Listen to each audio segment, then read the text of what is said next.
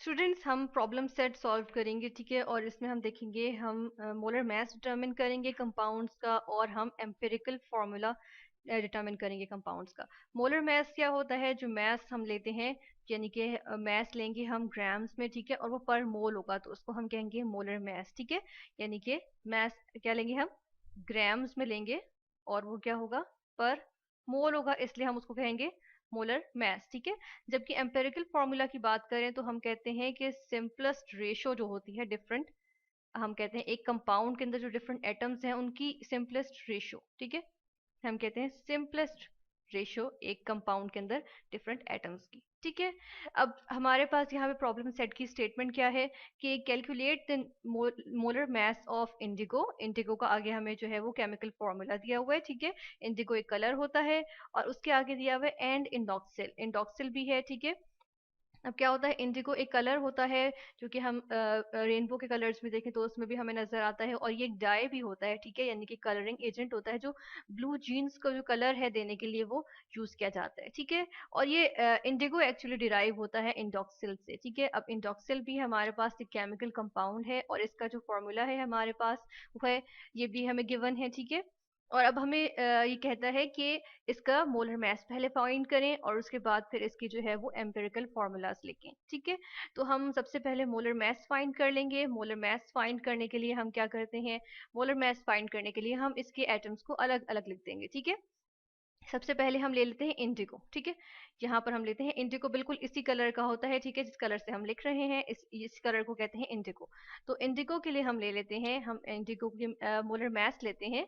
इसका molar mass लेने के लिए हम यहाँ पर लिखते हैं C, ठीक है। आगे क्या है? 16।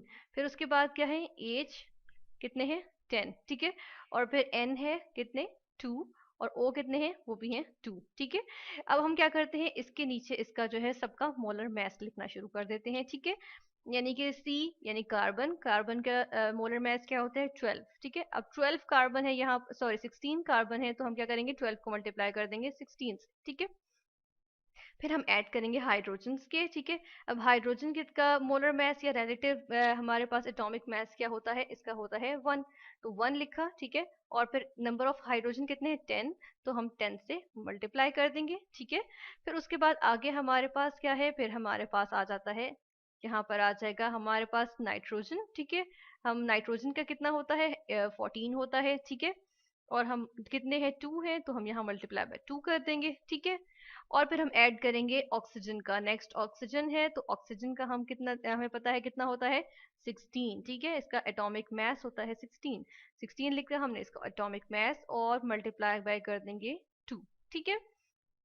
इस सारे को हम जब ऐड करते हैं, तो यानी 16 को 12 से करेंगे, 10 को करेंगे, ठीक है, और ये 14 2 और ये सारा कुछ हमारे पास यहाँ पे इन सबको ऐड करने के बाद फाइनली जो हमारे पास यहाँ पे आंसर आता है, यहाँ पे हम देख लेते हैं आंसर हमारे पास टोटल आ जाता है 262, ठीक है, ग्राम्स पर मोल, ठीक है। अब ग्राम्स पर मोल में आ गया ना हमारे पास, यानी हमने कहा था कि मोलर मास जो है वो हमारे पास ग्राम्स पर मोल में आएगा, यानी कि कितने ग्राम्स, कितना मास मौजूद है एक मोल में, ठीक है। तो ये हमारे पास जो है वो इंडिगो का आ गया, हम यहाँ पे लिख देते हैं इंडिगो, ठीक है। या फिर चले हम यहाँ पे इंडिगो नहीं लिखते, हम यहाँ पर लिख देते हैं कैपिटल एम, मोलर मास के लिए लिख देते हैं कैपिटल एम, ठीक है। और नीचे हम लिख देते हैं इंडिगो के लिए IN, ठीक है, इंडिगो। और इसको जो है वो हम कर देते हैं यहाँ से इस तरह से कि ये हमारे पास आ गया आंसर, ठीक है। तो ये हमारे पास क्या आ गया है? मोलर मास इंडिगो का। फिर हमने फाइंड करना है इंडोक्सिल का। इंडोक्सिल का हम बिल्कुल इसी तरीके से फाइंड करेंगे, ठीक है। यहाँ पर अब हम लेते हैं इंडोक्सिल का, इंडोक्सिल का पहले लिखेंगे इंडोक्सिल, इंडोक्सिल, ठीक है। और इसका पहले हम फॉर्मूला लिखते हैं, C8 है, ठीक है। फिर क्या है? H7 है, बिल्कुल यहाँ से देख के उतारते चले जाएंगे, ठीक है। O है, और फिर यहाँ पे हमारे पास नाइट्रोजन है, ठीक है। अब इसका इसके नीचे हम लिख देते हैं, ठीक है। इसके नीचे हम यहाँ पर जब लिखेंगे इसका मोलर, सबके एटॉमिक मैसेज लिखेंगे। कार्बन का 12 होता है, मल्टीप्लाई बाय 8 करेंगे, ठीक है। फिर हम इसके अंदर ऐड कर देंगे। उसके बाद नेक्स्ट हाइड्रोजन है, हाइड्रोजन का कितना होता है 1 एटॉमिक मास होता है, लेकिन 7 हाइड्रोजन हैं तो मल्टीप्लाई बाय 7 कर देंगे, ठीक है। फिर ऑक्सीजन है, ऑक्सीजन एक ही है यहाँ पे तो हम एक ही बार 16 लिख देते हैं, ठीक है। और फिर नाइट्रोजन है, नाइट्रोजन का एटॉमिक मास 14 होता है, ये हमने लिख दिया 14, ठीक है। जब इन सारों को हम ऐड करेंगे तो हमारे पास क्या रिजल्ट आता है, ओवरऑल जो हमारे पास बनेगा मोलर मास, ठीक है। किसका, इंडोक्सिल का। तो हम यहाँ पे इंडोक्सिल के लिए आई और यहाँ पे क्या लिखते हैं, एक्स लिख देते हैं, चलिए ठीक है, इंडोक्सिल के लिए। तो इंडोक्सिल का हमारे पास ओवरऑल, इसको सबको ऐड करेंगे, पहले 12 को 18 8 से मल्टीप्लाई करेंगे, फिर 7 से, फिर उसके बाद फिर 16 प्लस 14, इन सबको ऐड करें तो हमारे पास आंसर आता है 133 ग्राम्स पर मोल, ठीक है। इसको भी हम हाईलाइट कर देते हैं, एक बॉक्स में कर देते हैं, ठीक है, इस तरह से। तो ये हमारे पास जो है वो मोलर मास आ गया, किसका, हमारे पास ये इंडोक्सिल का आ गया, ठीक है। और यानी कि हमने देखा कि पहले हमने मोलर मास निकाला इंडिगो का, और फिर हमने निकाला इंडोक्सिल का, और हमने किस तरह से निकाला है, हमने क्या किया है, हमने जो है वो डिफरेंट जो एटम्स थे उनके देखिए वो कितने नंबर मौजूद हैं, उनके नंबर ऑफ एटम्स के साथ उनके एटॉमिक मास को मल्टीप्लाई करते चले गए, और सारे जो डिफरेंट एटम्स थे उनको या डिफरेंट एलिमेंट्स थे उनको आपस में ऐड कर दिया, ठीक है। तो इस तरह से हमारे पास जो है वो मोलर मास आ गया। फिर हम देख लेते हैं कि हमने कहा एम्पिरिकल फार्मूला, इन्होंने कहा also write there empirical formulas. तो हम इनके एम्पिरिकल फार्मूला किस तरह से निकालेंगे, सबसे पहले हम इसी को यहाँ से कॉपी कर लेते हैं, ठीक है, यहाँ से। या फिर हम चले, यहाँ पर लिखा हुआ है ना, तो हम यहाँ से ये देख लेते हैं कि अब हम यहाँ पे रेशो लेंगे, ठीक है, डिफरेंट एटम्स की। हमने कहा ना सिंपलेस्ट रेशो होती है कंपाउंड के अंदर डिफरेंट एटम्स की। तो यानी कि कार्बन है मेरे पास, इसकी रेशो लेंगे किसके साथ, हाइड्रोजन के साथ। इसकी रेशो लेंगे किसके साथ, नाइट्रोजन के साथ। और इसकी रेशो लेंगे किसके साथ, ऑक्सीजन के साथ, ठीक है। अब हम नीचे लिखेंगे, ये जो सबस्क्रिप्ट में हमारे पास लिखे हुए हैं ना, ये हम वैल्यूज यहाँ लिखेंगे जो कि इसकी जो है वो नंबर ऑफ एटम्स हमें रिप्रेजेंट कर रहे हैं। कार्बन के कितने मौजूद हैं, 16, ठीक है। फिर उसके बाद हाइड्रोजन कितने मौजूद हैं, 10, नाइट्रोजन 2, ऑक्सीजन 2, ठीक है। इनकी पूरी रेशो आ गई हमारे पास, ठीक है ना। अब इनको क्या करना है, रेशो में हम सिंपलेस्ट नंबर से डिवाइड करते हैं, जो सबसे छोटा नंबर होता है वो तो 2 है। अब इसको भी डिवाइडेड बाय 2 कर दें, इसको भी डिवाइडेड बाय 2 कर दें, ठीक है, इसको भी डिवाइडेड बाय 2 कर दें, और इसको भी डिवाइडेड बाय 2 कर दें।